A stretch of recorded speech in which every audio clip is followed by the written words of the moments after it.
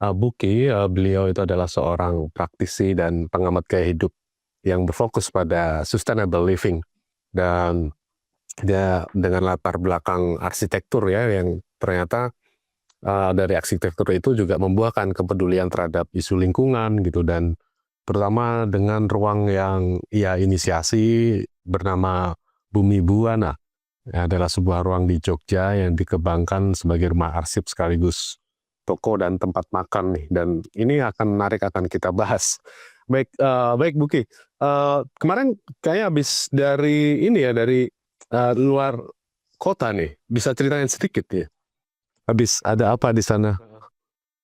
Kemarin dari Kupang, kebetulan mengikuti satu acara Indonesian Pacific Synergy gitu. Oke. Jadi ini budaya gitu ya, cultural synergy gitu. Jadi ngomongin soal bagaimana sih kita Indonesia dan negara Pasifik itu bisa saling bersinergi dalam hal budaya gitu. Dan kebetulan waktu itu tentang praktek yang dilakukan oleh Bumi Buana gitu. Bagaimana cara sih kita mengatakan pangan, sandang, papan, dan sadar kita di dalam sebuah ruang kecil yang 50 meter persegi gitu.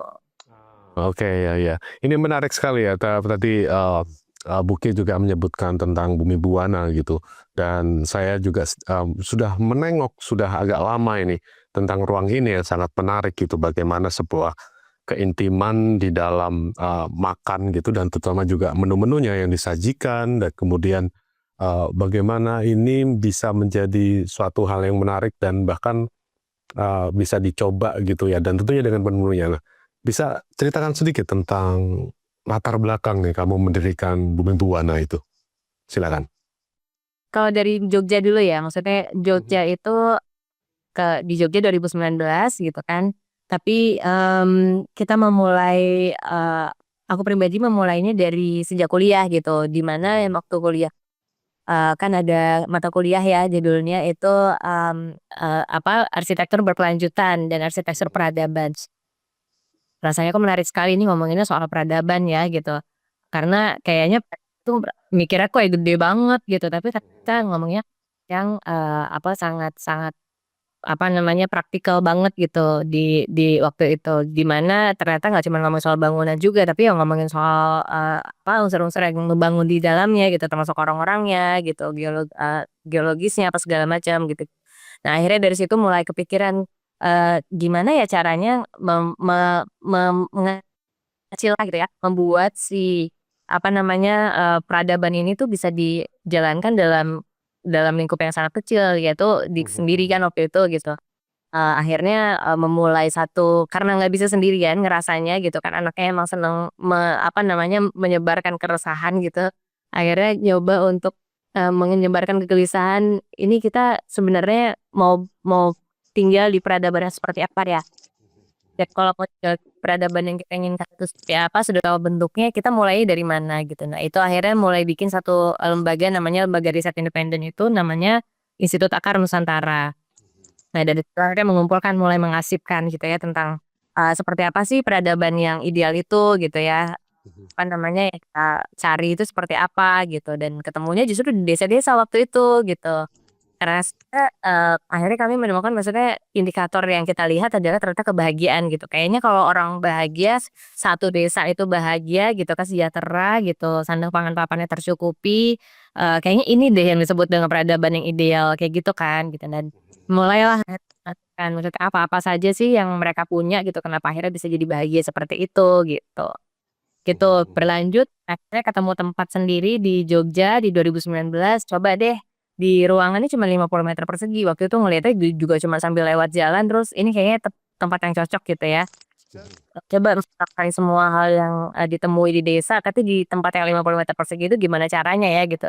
Awalnya nggak mudah, tapi akhirnya oh iya, memang yang penting adalah kita bisa relevan sama diri sendiri. Dengan peradaban itu dan juga dengan arsip itu, apa saja yang dikumpulkan akhirnya untuk Wibuana sendiri yang Buki dapatkan? Dasarnya kita, pondasinya kita manusia, kebutuhannya apa aja kan dari sana ketetapan ya. Nanti kemudian ada satu yang hilang gitu, karena waktu memulainya itu kan di Depok, di Jakarta gitu ya. Kayaknya deh hilang deh. Maksudnya orang di Depok juga makan, di kota juga makan. di kota juga punya tempat tinggal gitu, punya apa namanya, pakaian juga gitu. Tapi apa yang membedakan ya gitu. Jadi dari situ akhirnya ada satu benang merah yang hilang yaitu sadar gitu ya. Jadi kayak, semua orang makan, semua orang pakai baju, semua orang tinggal di, rumah misalnya gitu ya, punya, tempat tinggal gitu. Tapi apa yang bikin orang, kota misalnya lebih banyak yang nggak bahagianya misalnya gitu, atau tingkat stresnya lebih tinggi gitu dibandingkan sama orang-orang di desa gitu. Kayaknya setelah akhirnya melakukan pencarian gitu ya dan, melihat mengarsipkan aktivitas-aktivitas sehari-harinya mereka, ketemu nih ternyata salah satunya adalah sadar. Ya bagian si sadar ini ternyata dipelihara oleh, orang-orang kota itu ya mereka punya ritual-ritual sendiri gitu yang orang-orang kota mungkin luput untuk melakukan itu gitu. Terus contoh kecilnya aja gitu, misalnya kayak, menghargai makan gitu ya, bagaimana mereka sangat menghargai mulai dari, menanam gitu ya, nandurnya sampai akhirnya memanen gitu, itu juga punya ritual-ritual sendiri. Pada saat mereka, memasak itu juga punya ritual sendiri gitu. Jadi setiap proses itu sangat dimaknai, dalam gitu oleh orang-orang desa. Kalau mungkin di orang-orang kota gitu ya, aku juga pernah jadi orang kota dan aku merasakan bagaimana kalau bisa makan secepatnya aja. Kalau bisa kan, eee, selesai terus habis itu lanjutkan pekerjaan lagi gitu kan, gitu. Dan akhirnya bikin tubuh kita juga sebenarnya nggak siap sama makanan itu gitu. Dan aku melihat bahwa ya udah ini yang perlu diarsipkan nih gitu, bagaimana cara mereka, memperlakukan atau, nge-treat gitu ya, proses sandang pangan papan dan proses sandang pangan dan papan itu gitu, di desa dan kota gitu. Dan aku melihatnya kayaknya aku lebih banyak, di desa ya, di desa-desa untuk, mengarsipkan itu. Artinya kalau di sandang kalau di kalau di pangan itu berarti kayak misalnya apa saja sih yang mereka punya gitu ya, orang-orang iya akhirnya, menjadikan mereka, apa ya, mmm, ini loh makanan kita seperti ini gitu ya. Nah itu tuh apa aja gitu, oh ternyata mereka misalnya punya, ladang yang di belakang rumahnya tuh ya cuma ada itu, tapi mereka bisa mengolahnya dengan sangat baik gitu. Terus kemudian, ternyata itu cocok buat mereka gitu ya, maksudnya karena mereka tinggal di situ, tanamannya tumbuh di situ ternyata memang ada manfaatnya kayak gitu. Dan, mereka mengenali sekali gitu misalnya pangan-pangan apa saja yang baik untuk, misalnya sakit apa, sakit, ini gitu ya, gitu-gitu. Jadi aku melihatnya ini sesuatu kearifan lokal yang perlu diarsipin gitu. Iya, sepertinya juga ini ya, saya juga, eee, terlintas bahwa ini, sebuah kehidupan itu akhirnya dalam keseharian itu betapa sakralnya gitu ya. Dan kesakralan itu mungkin memang terkikis ya di era, modern saat ini.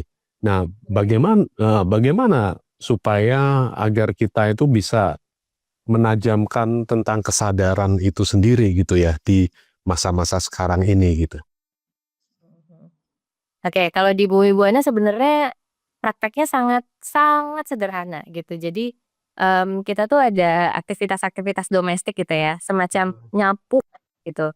Nyapu, terus misalnya nyuci piring gitu ya, masak, terus, ngepel gitu. Nggak ada yang istimewa kan kelihatannya kayak, ya udah aman gitu-gitu. Tapi, kita coba untuk melihat orang-orang yang berpraktek di situ, melihatnya dari hulu ke hilir gitu. Jadi misalnya pakai gitu, bagaimana sih sapu ini dibuat misalnya gitu ya, dari mana sapu ini berasal, terus kemudian kenapa kita butuh menyapu gitu.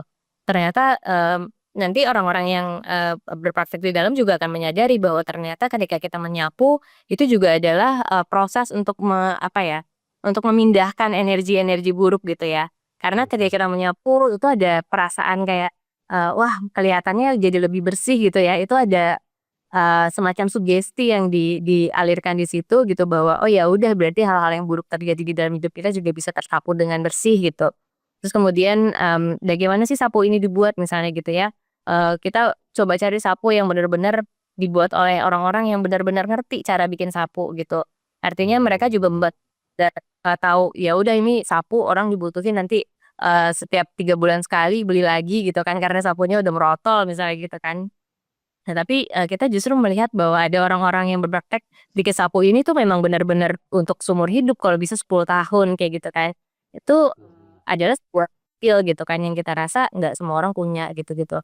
Nah jadi, dari sekedar nyapu, cuci piring misalnya kita menggunakan kerak gitu ya, kita pakai luvah gitu, bagaimana kita coba untuk orang-orang di sekitaran kita atau di, tetangga-tetangga kita tuh juga apa namanya, menanam luvah atau bluestru. Tahu luvah ya? Bluestru. Oyong, apa namanya, si oyong itu, tapi oyong ini, bentuknya lebih besar gitu dipakai untuk cuci piring atau untuk, mandi biasanya kayak gitu. Nah jadi hal-hal seperti itu kita melihatnya justru, dengan kita melihat memaknai lebih dalam atau lebih jauh, dari hulu ke hilir gitu apapun yang kita lakukan pada akhirnya menjaga kesadaran kita dengan baik sih. Iya, saya juga selaras ya dengan upaya bagaimana sih keseharian itu nggak terus-menerus memegang HP ya, dan itu memang sekarang selama ini itu justru anxiety gitu ya, kegelisahan itu malah justru berasal dari apa yang kita pegang yang bernama, smartphone itu gitu ya.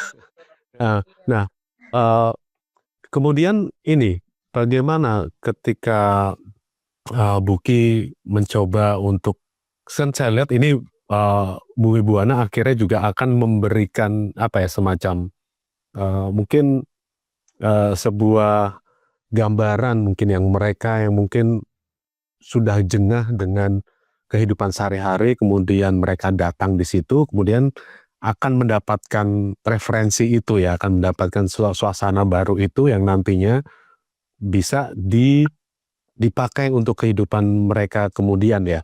Yang ada di kota terutama gitu ya, mungkin atau mereka yang mungkin belum benar-benar menyadari apa yang mereka lakukan gitu dalam hal-hal yang kecil di dalam keseharian itu.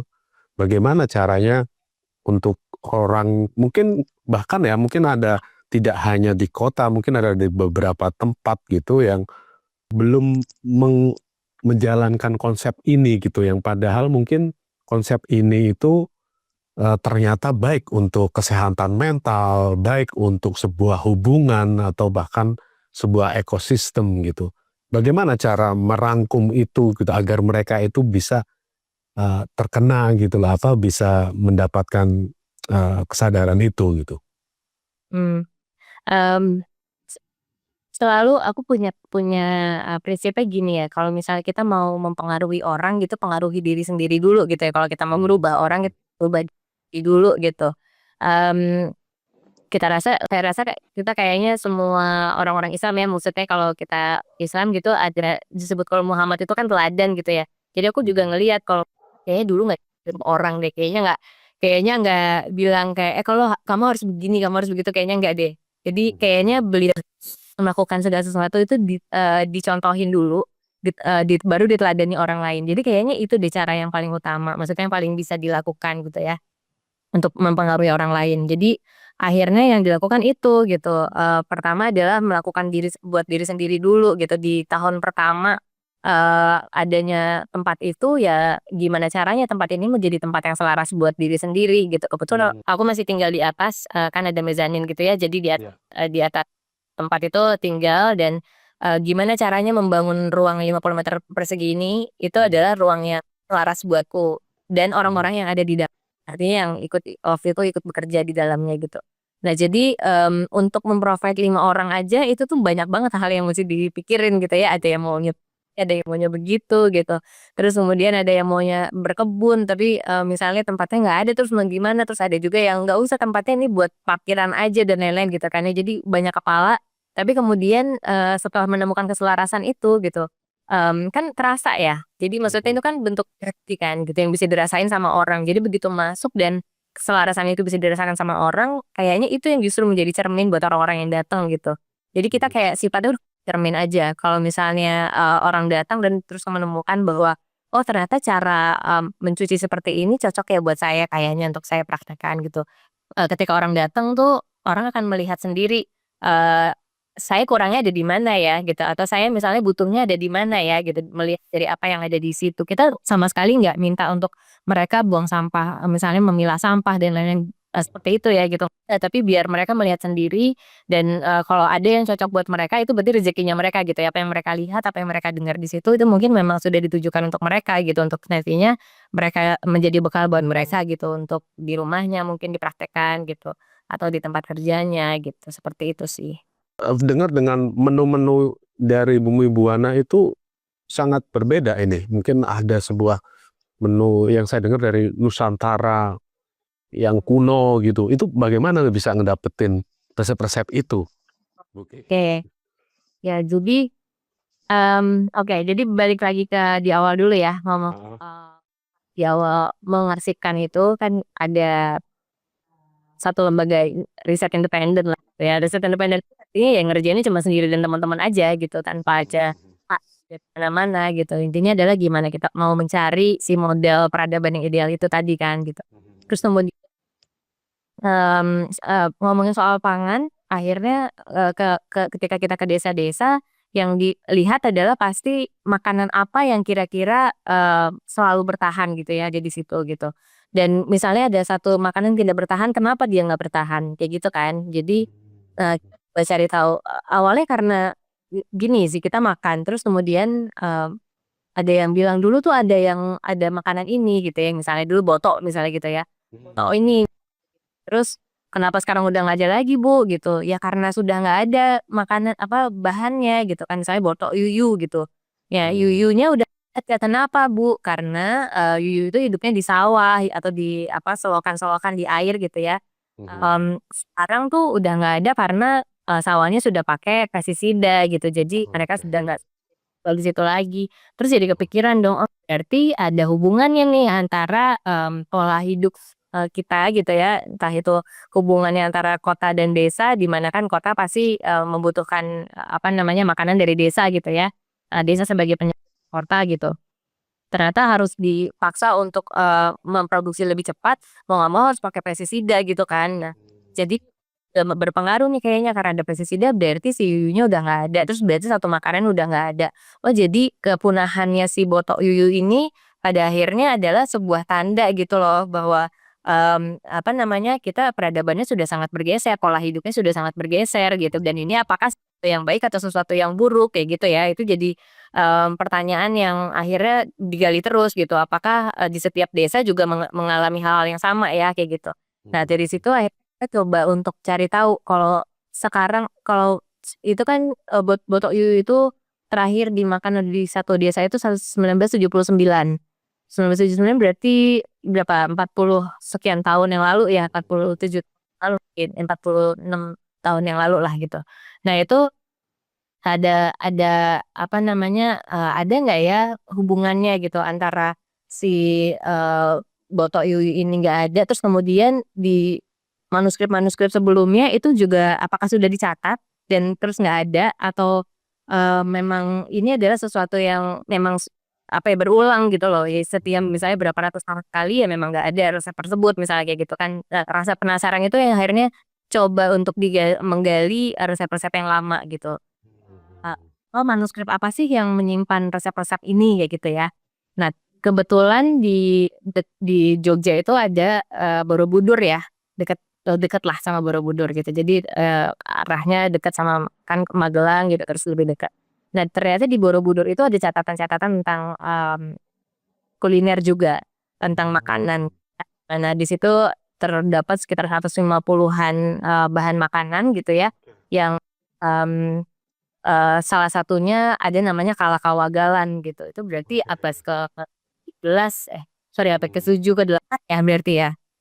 Nah itu kan berarti, oke berarti sudah ada pencatatan terkait dengan makanan di, Borobudur nih gitu. Kita coba gali, ada nggak ya orang-orang yang masih ingat, maksudnya tahu nggak ya atau diturunkan nggak ya si resep-resep ini gitu. Kita kasih contoh misalnya kayak si ikan baung, ikan beong gitu ya yang ada di sana gitu ya. Endemik di sana, tanya ke sekitaran, orang-orang pasar gitu di daerah Borobudur di Magelang, "Ikan ini dulu dibuat apa?" "Kalau sekarang dibuatnya mangut Mbak," gitu. "Kalau dulu saya pernah diajarin sama apa, nenek saya gitu atau ibu saya gitu ya, dibuatnya seperti kuah kuning," katanya gitu. "Tapi, apa namanya, saya sudah lupa cara bikinnya seperti apa," kayak gitu.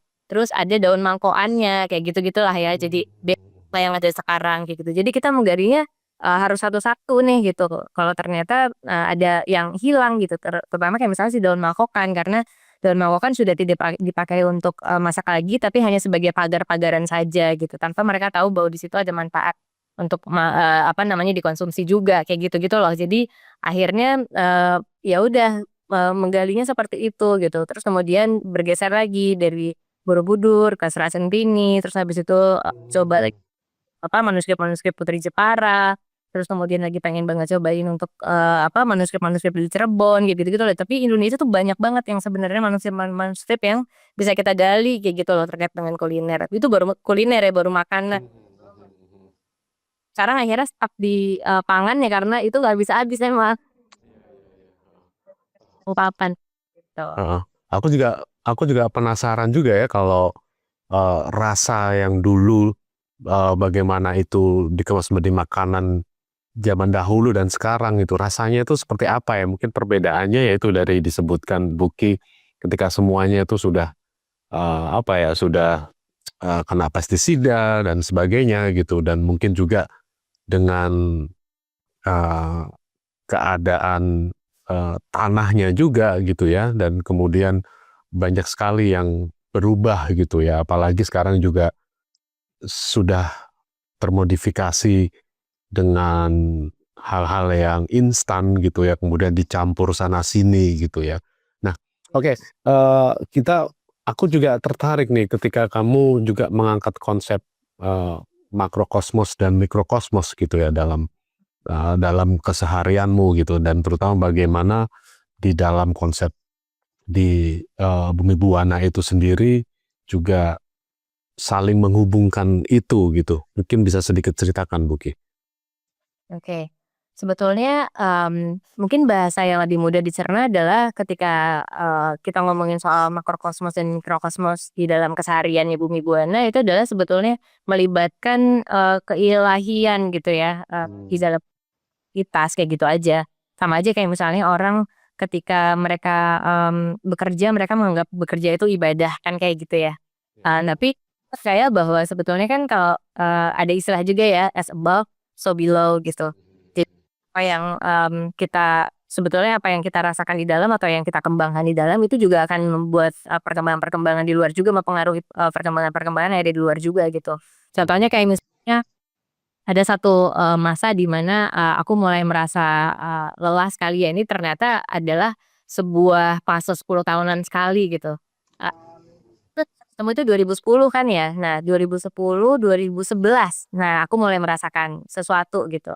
Jadi 2011 itu, ada perasaan yang kayaknya aku gilang gitu, kayaknya ini aku hilang arah dan aku mulai merasa depresi waktu itu gitu ya. Depresi dalam arti yang aku merasa helpless lah waktu itu kan. Nah itu, ternyata terjadi di 2021 gitu. Dan aku menyadarinya ketika, di waktu yang sama aku melihat, apa, jurnalku yang lama di 2011. Kok sama ya gitu polanya gitu. Saya kan mikir, wah, ternyata ada pola-pola berulang gitu ya seperti hal berulang, termasuk dengan perkembangan kita juga berulang nih gitu ya. Kita diminta untuk berkembang sekarang gitu. Nah, di 2021 aku tidak begitu, terlalu depresi lagi, depresi iya, tapi masih bisa ditangani. Artinya aku tahu bahwa ini adalah sesuatu yang berulang, ini adalah fase, artinya aku akan bisa melewati ini juga gitu. Tapi apa yang aku harus lakukan ya? Nah, aku lihat, jurnal-jurnal di 2011, oh aku akan melakukan ini. Aku butuh mentor. Ternyata aku butuh, apa namanya, aku butuh untuk, kembali ke alam, aku harus butuh mengenalkan diriku sendiri lagi gitu ya, melepaskan segala hal yang aku tahu gitu kan, dan aku harus mulai untuk, apa namanya, membangun fondasi yang baru lagi, kayak gitu-gitu. Nah, hal-hal seperti itu akhirnya aku melihat bahwa pengulangan-pengulangan ini tuh terjadi di mana aja gitu. Entah itu di dalam fase hidup kita gitu, entah itu di dalam, contohnya kayak misalnya, proses-proses domestik yang ada di, Bumi Buana gitu yang mencuci tadi atau, apa namanya, ya bahkan menyajikan makanan itu tadi gitu kan, itu adalah bentuk-bentuk yang sama gitu mikrokosmos dan makrokosmos, di mana kalau kita ngomongin soal, kita ingin memperbaiki makro kita gitu ya, hal-hal di luar kita, ya kita harus memperbaiki yang ada di dalam dulu gitu. Ya, menarik sekali. Eh, karena juga terutama di horor-hore ya. Horor-hore itu nama yang sangat paradoks sekali yang saya gunakan gitu.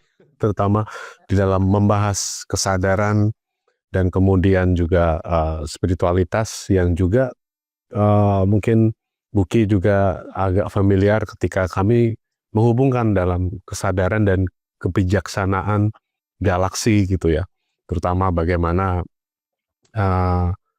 teman-teman di sini itu yang terutama ini sekarang ya mungkin ada beberapa pemirsa itu sangat tertarik dengan keberadaan UFO dan ekstraterestrial gitu ya.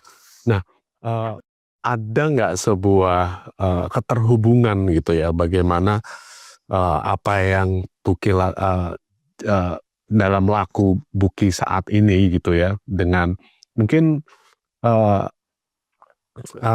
imaji seseorang gitu ya terhadap ekstraterestrial dan UFO itu memberikan sesuatu dalam lini hidup kita masing-masing gitu ya, bahkan di dalam keseharian gitu ya.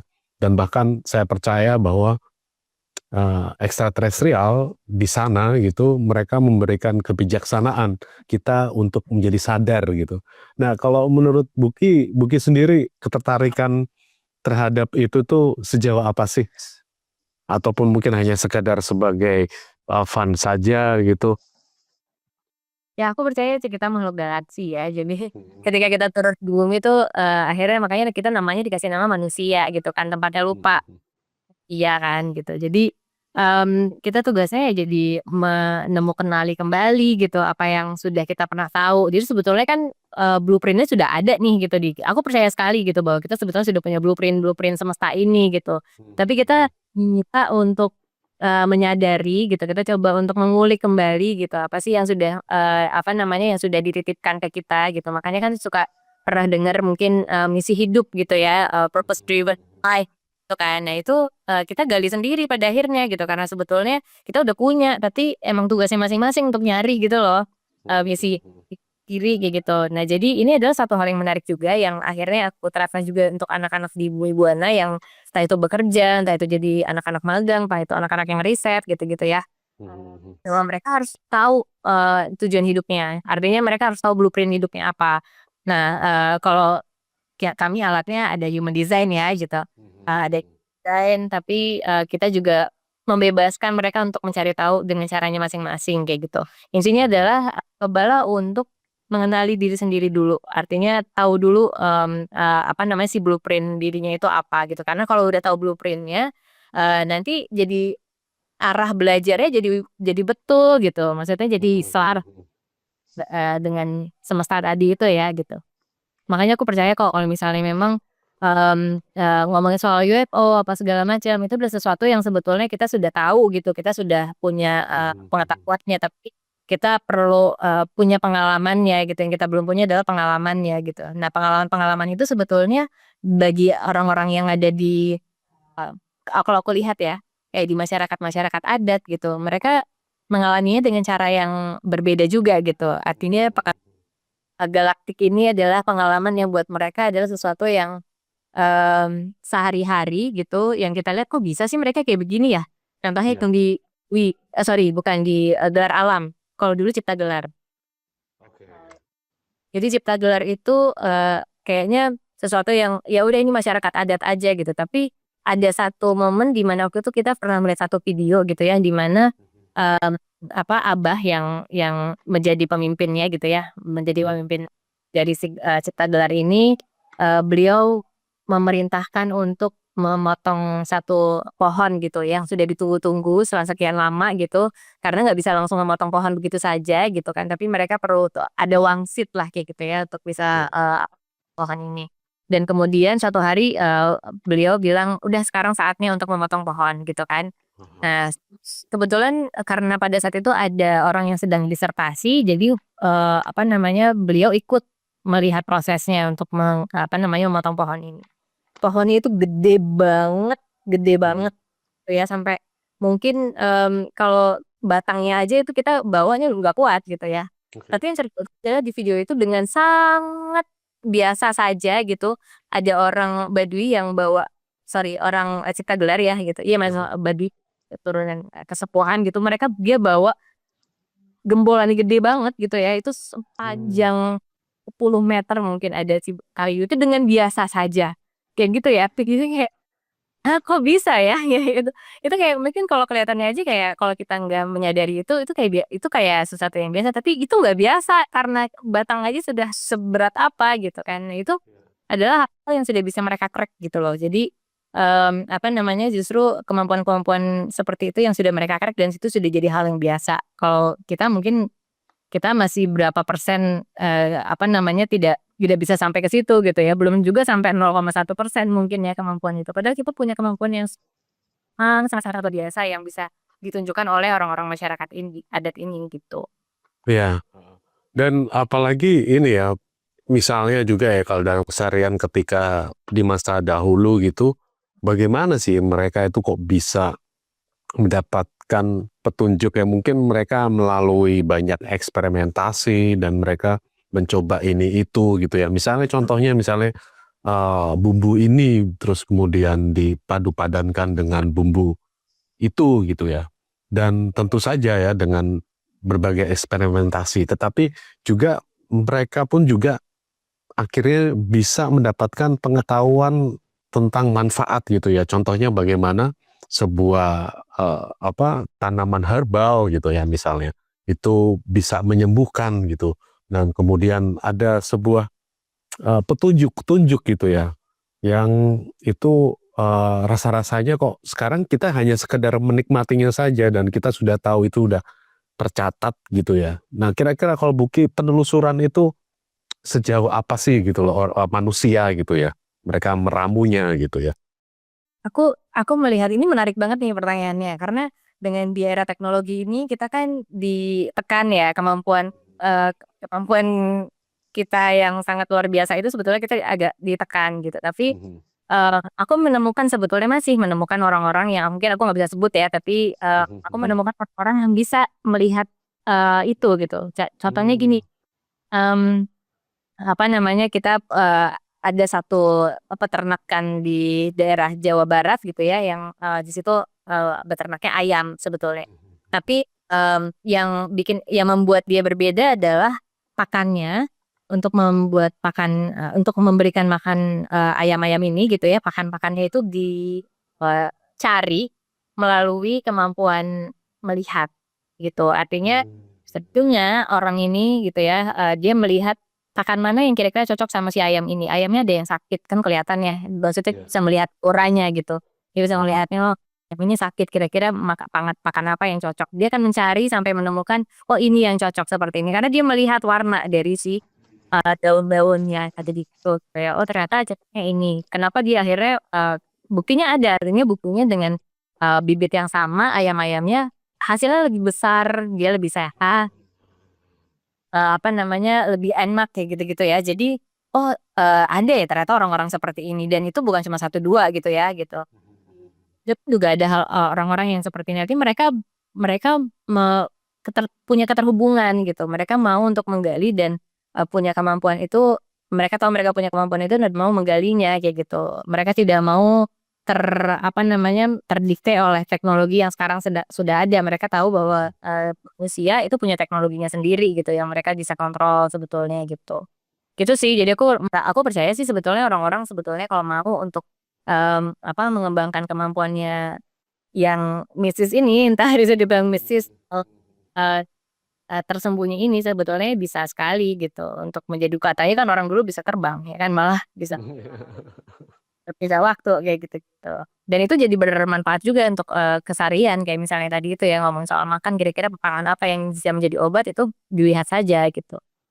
Dicium aja jadi memanfaatkan 5 indera atau bahkan 6 indera yang, kita punya sebagai manusia gitu. Ya, mungkin sama seperti yang tadi disebutkan sama Buki gitu tentang sadar itu ya. Saya yakin juga ketika manusia sadar gitu dalam sebuah kesadaran tertentu gitu, mereka akan mendapatkan sebuah petunjuk gitu ya, dan bahkan petunjuk itu sangat halus gitu ya, sangat halus yang mungkin tidak terdengar dalam kuping tapi dalam hati gitu ya.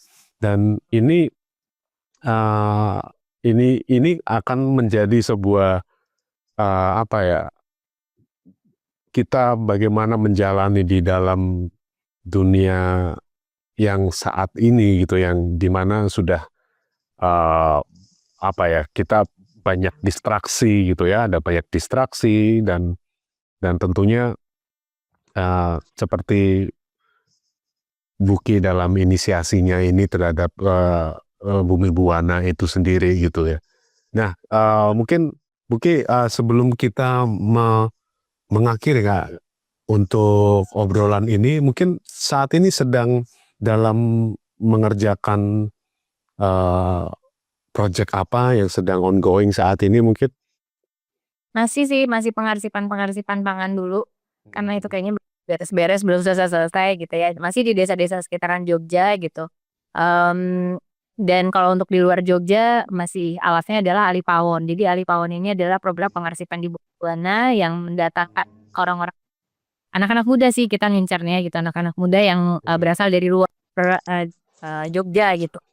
Mereka akan masak dan membagikan pengetahuan mereka terhadap masakan yang mereka tahu gitu. Nah, yang jelas mereka pasti nggak tahu karena setiap kali ditanya, "Kamu bisa masak nggak?" "Nggak tahu, biasanya dimasakin sama ibu." Nah, itu justru bagus. Artinya kalau mereka masih punya ibu atau orang tua yang mengajarkan atau memasakkan untuk mereka, mereka justru kita dorong untuk berkomunikasi gitu. Jadi membangun komunikasi kembali dengan orang-orang di atas kita ya, maksudnya orang-orang yang lebih tua di atas kita gitu. Ini penting karena selama ini kita didorong untuk memutuskan hubungan ya, maksudnya kayak ada trauma antar generasi misalnya kayak gitu kan, akhirnya satu generasi agak males untuk berkomunikasi dengan generasi di atasnya kayak gitu-gitu kan sekarang ada ya gitu. Tapi dengan justru aku melihat bahwa menjalin kembali hubungan gitu, komunikasi gitu ya, baik itu maksudnya antar generasi atau lintas generasi ya, misalnya cucu sama nenek kayak gitu-gitu ya, itu justru menyebabkan juga gitu. Nah, ini di luar dari makanan, tapi efek-efek lainnya adalah itu. Nah, dari situ akhirnya kita akan coba untuk minta tolong mereka, bertanya soal makanan yang kira-kira di palet lidahnya mereka biasa. Nah, palet lidah yang sudah terbentuk ini sebetulnya adalah aset buat kita gitu, di mana mereka pernah mencobai gitu ya, mereka pernah mencicipi makanan-makanan yang dulu pernah dibuatkan oleh ibunya gitu kan. Mungkin sekarang udah nggak pernah lagi loh, bahkan di warung-warung udah nggak ada loh gitu, tapi mereka memorinya menyimpan. Tubuh kita kan seperti iCloud ya gitu, bisa menyimpan banyak hal gitu, bahkan kita sudah lupa. Tapi dari situ, dari valet lidah yang sudah terbentuk itu, kita berusaha untuk munculkan kembali yuk gitu makanan dengan cara berkomunikasi dengan orang tuanya, terus mendatangkan kembali bahan-bahan yang tadinya mungkin nggak ada ya kan, cari-cari kan. Dulu ada kalau bikin masakan, dulu pernah namanya, rendang belut gitu ya, ini harus ada sekitar 20 jenis daun. Oke, kita harus cari daunnya di mana kayak gitu kan. Nah, itu adalah satu tantangan dan menjadi misi, misi konservasi gitu, di mana ternyata ada pohon-pohon yang selama ini bisa dimakan, tapi orang-orang sekarang udah nggak tahu gitu ya, bahkan dari generasi boomers juga, baby boomers juga udah nggak tahu gitu kalau ini makanan sudah pohon ini masih bisa dikonsumsi gitu. Nah, hal-hal seperti itu yang akhirnya kita coba untuk, gali yang saat ini sedang kita lakukan gitu, supaya ya, makanannya tidak hilang dan tanaman-tanaman pangannya juga tidak hilang, gitu sih. Mungkin ya selain dari gaya hidup ya, apakah ada mungkin salah satu semacam upaya dekolonisasi gitu ya terhadap lidah itu kira-kira mungkin? Kalau itu misi, maksudnya kalau itu adalah misi dari satu pihak, nggak tahu ya, tapi kita melakukan lah gitu. Artinya kita coba melakukan, kembali ke kan, aku pernah mendengar kata-kata ini ya, maksudnya farmakogenomik gitu, di mana sebetulnya, tumbuhan yang, tumbuh di satu tempat itu memang sudah ditakdirkan ada di situ, memenuhi kebutuhan nutrisi atau, menyembuhkan gitu ya orang, penyakit-penyakit yang munculnya ada di situ gitu. Makanya ada beberapa, tanaman yang tidak bisa tumbuh di tempat lain gitu-gitulah ya. Nah, jadi aku lebih ke gimana caranya orang-orang setempat atau masyarakat setempat itu kuat sama akarnya gitu, kuat sama apa yang mereka sudah punya, terus mereka bisa mempertahankan itu untuk kebutuhan mereka sendiri juga gitu, bukan untuk apa-apa. Walaupun ada yang muncul dari luar misalnya ternyata kalau dulu kan ada singkong ya gitu, singkong ya ternyata bisa bertahan di kita gitu, nggak ada masalah sih gitu menurutku, asalkan itu tadi bahwa jangan sampai apa namanya, apa yang sudah ada itu terlupakan. Inovasi boleh tapi tetap kita mesti preservasi juga. Jadi preservasi harus diikuti. Baik, oke. Ini ada yang bertanya nih dari Soul Wandering. Apa benar manusia zaman dulu leluhur kita itu makan itu 2 sampai 3 hari cuman sekali gitu? Dan baru abad-abad ini kita dibentuk untuk makan 3 kali sehari. Nah itu mungkin ada keterkaitannya dengan ada semacam sistem gitu ya, yang dimana di saat ini ya itu membuat kita berada di dalam matrix sistem ini gitu loh. Iya iya iya. Belajar lagi ya dari orang-orang desa gitu, di mana mereka sebetulnya makan hari aja cukup. Eee, hari itu makan siang aja, makan paginya ya hanya snack-snacking aja gitu loh. Jadi, proses mereka ketika mereka tidak makan, itu kan proses puasa ya sebetulnya ya. Ternyata jadi proses, penyembuhan buat badannya gitu, jadi recovery buat badannya, di mana akhirnya terjadi, misalnya ada penyembuhan-penyembuhan di situ. Orang desa bisa hidup ratusan tahun, ya karena mereka mempraktekkan itu gitu. Kalau kita makannya sehari bisa 3 kali sampai 5 kali kelihatannya sehat gitu ya, kayaknya sejahtera ya orang, tapi badannya nggak punya kesempatan untuk bisa istirahat kayak gitu kan. Nah itu yang yang lelah, makin lama makin lelah makin lama makin lelah, energinya makin habis kayak gitu. Gitu, dan jadi aku sih percaya memang, apa namanya, makan itu nggak harus sehari 3 kali, itu hanya kebutuhan industri aja biar kita beli terus. Iya, iya. Ya itu juga ini ya, merupakan juga refleksi ya untuk kita semua gitu, bagaimana dalam keseharian mungkin terutama bagaimana kita membangun sebuah kesadaran di dalam keseharian gitu ya, dalam bahkan setiap detiknya gitu ya. Terutama bagaimana hal-hal yang kecil dalam keseharian itu justru akan memperkaya gitu loh, dan bahkan memberi sebuah kesehatan tidak hanya tubuh tapi juga mental. Dan tentu saja ini mungkin ide perbincangan yang sangat menarik sekali. Semoga kita bisa tersambung kembali ya, Buki. Baik, terima kasih banyak. Sampai ketemu di live Instagram berikutnya. Salam.